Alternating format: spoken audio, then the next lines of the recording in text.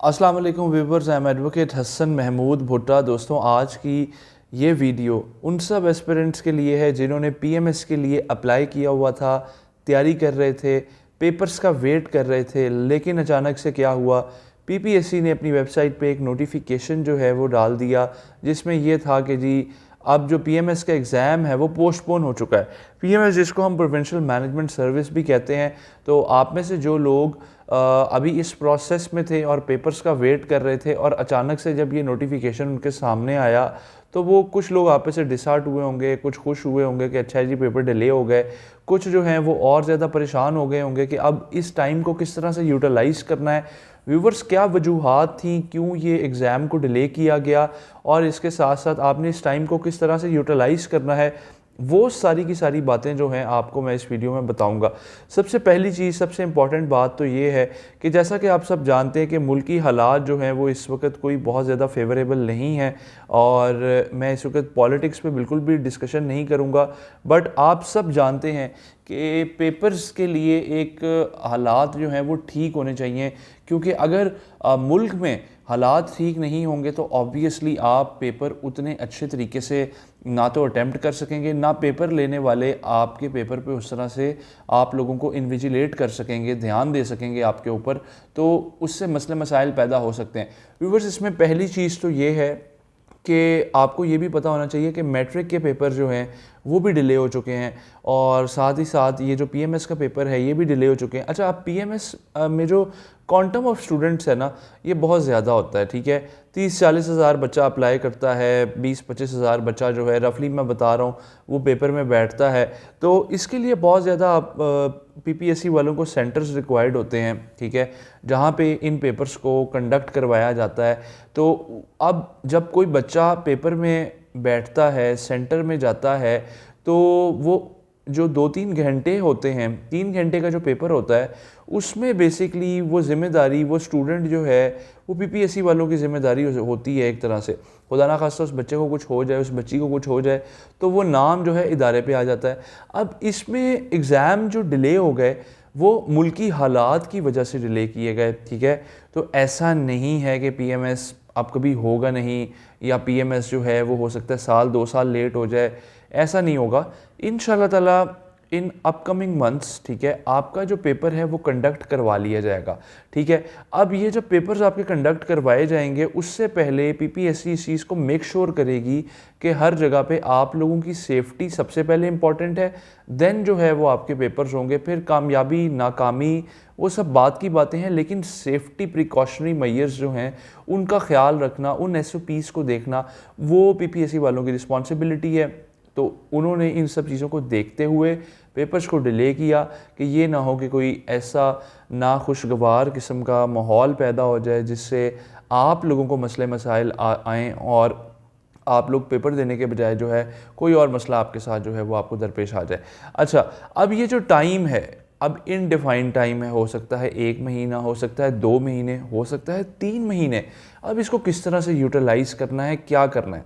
Viewers, आपने करना ये है, आप में से जो लोग पीएमएस के लिए जिन्होंने रजिस्ट्रेशन करवाई हुई थी और आप में से जो लोग सीरियस हैं, जो पेपर देना चाहते हैं या जिनकी थोड़ी सी 80% तैयारी कंप्लीट हो चुकी थी, 20% रह गई थी, या 70% कंप्लीटेड थी, 30% इनकम्प्लीट थी, तो अब आपने करना ये है कि आपने अपनी जितनी भी आपके जो वीक पॉइंट्स हैं, वीक सब्जेक्ट्स हैं, वीक टॉपिक्स हैं, उनको आपने कवर करना है। ज़्यादा से ज़्यादा वीडियोस देखनी है, ज़्यादा से ज़्यादा आपने इंटरनेट पे पढ़ना है।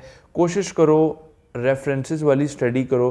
किताबों को इस टाइम कोई किताब, अगर आप किताबों से प्रिपरेशन करते हैं वो भी बहुत अच्छी बात है, लेकिन बहुत सारे ऐसे लोग जिन्होंने सीएसएस और पीएमएस क्लियर किया हुआ है, उनका जो मेन सोर्स ऑफ स्टडी था वो इंटरनेट था, यूट्यूब था, गूगल था, ठीक है, और कई लोगों ने तो विकीपीडिया से भी पढ़ा हुआ है।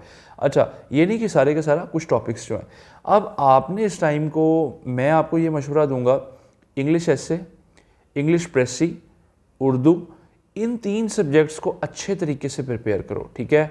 ऑप्शनल्स आई थिंक आप में से बहुत सारे लोगों ने अच्छे तैयार कर लिए होंगे। कंपलसरी पे ज़्यादा से ज़्यादा तवज्जो दो।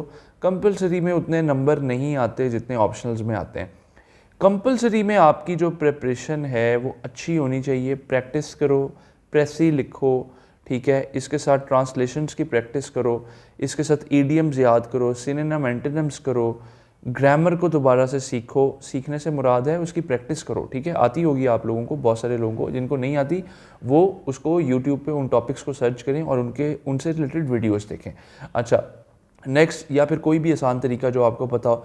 नेक्स्ट ये है कि करंट अफेयर का पेपर तो इसमें नहीं होता, लेकिन करंट अफेयर्स पाकिस्तान अफेयर से इंटरलिंक्ड होता है। अगर आप में से कुछ लोग जिनकी पाकिस्तान अफेयर्स या इस्लामियात वीक है, उसको भी लिखो, तैयार करो, उसकी प्रिपरेशन करो। शॉर्ट हैंड नोट्स जो आपने बनाए हुए हैं उनको रिवाइज़ करो।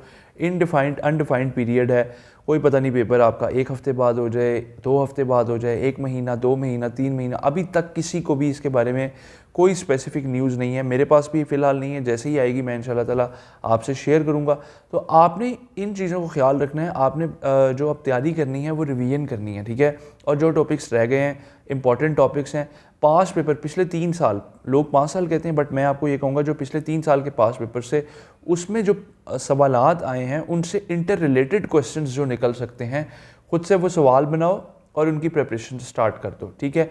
चाहे तो इस्लामियात है, एसेस की डायमेंशंस निकालो कि लेट सपोज टेक्नोलॉजी के एसेस जो हैं वो लास्ट ईयर कौन सा आया, उससे पिछले साल कौन सा आया और इस साल कौन सा आ सकता है। उससे आपको ऑटोमेटिकली जब आप 3 साल 5 साल के पेपर्स पढ़ोगे तो आपको पता लग जाएगा, आप उसकी डायमेंशंस निकाल लोगे कि मैंने यहाँ से इसको तैयार करना है। आउटलाइंस की प्रैक्टिस करो। उर्दू में तशरीह हो गई, उर्दू ऐसे राइटिंग हो गई, उर्दू ट्रांसलेशन हो गई, ठीक है। अब इन सब चीज़ों को आपने अच्छे तरीके से तैयार करना है। और व्यूवर्स, जो मैं आपको इसमें एक बात बताऊं, कंपटीशन इस दफ़ा बहुत ज़्यादा होने वाला है और स्टूडेंट्स ने, एस्पिरेंट्स ने बहुत अच्छी खासी पढ़ाई की हुई है, ठीक है। सारे लोग, सारों का मतलब है कि अगर 1000 बंदा पेपर दे रहा है तो उसमें से 500 लोगों की इस दफ़ा, जैसे हर दफ़ा 200-250 मैं कहता हूँ, लेकिन इस दफ़ा 500 लोगों की बहुत अच्छी प्रेपरेशन है। मतलब 20,000 लोगों में से 10,000 लोग अच्छी प्रेपरेशन करके आएंगे। मुल्क में बहुत से मसाइल हैं, पॉवर्टी है, इन्फ्लेशन है, जॉब इनसिक्योरिटीज़ हैं, ठीक है। बहुत सारे ऐसे लोग जो प्राइवेट सेक्टर में थे वो गवर्नमेंट की तरफ आ रहे हैं और गवर्नमेंट जॉब्स को सिक्योर करना चाहते हैं, और कुछ ऐसे लोग हैं जो पाकिस्तान से बाहर भी जा रहे हैं। वो एक अलग टॉपिक है, कभी हम उस पर भी बात करेंगे। बट अभी पीएमएस से स्पेसिफिकली, पीएमएस के बारे में जो टिप्स आपको मैंने बताई हैं, इनके ऊपर आप अमल करें, ठीक है।